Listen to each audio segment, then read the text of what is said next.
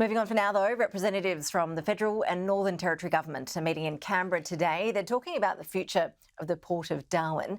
Matt Cunningham is live for us in Darwin. Matt, we've seen these calls for the port to be back in Australian hands. How could that actually happen if it's not for sale?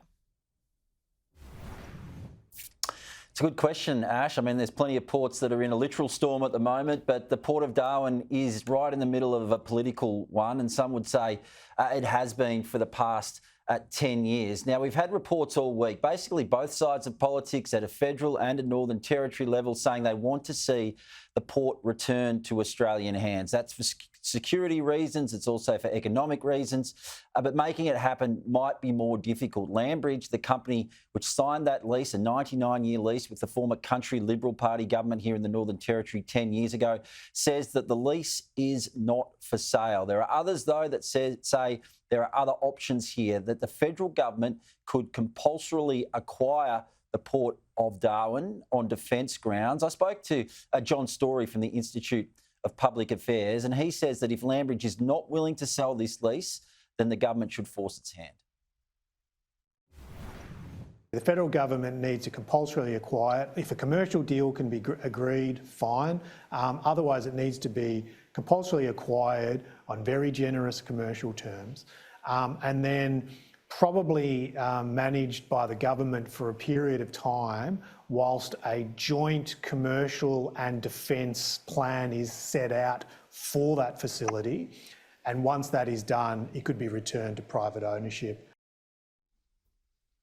Also been speaking to some businesses, companies that use the Port of Darwin. They've expressed their concerns about the quality of the infrastructure at that facility. That was the issue that led the Northern Territory Government to lease the port in the first place. Verdant Minerals is a company that plans to ship about 2 million tonnes of phosphate through the Port of Darwin each year.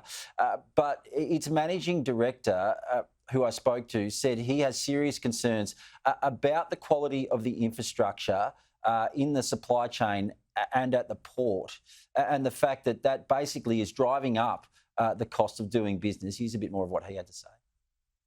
So again, a key message to any future owner, whether that be government or private entities or a mixture of, is that there needs to be some investment in that copper user infrastructure to lift that port and that system up to what I would call first world standards. So the natural owner of that, in my view, is actually government, who can invest with patient capital what's needed to enable that system to be able to deliver the capacity at the right cost, such that projects in the upstream can then be invested in and brought on stream.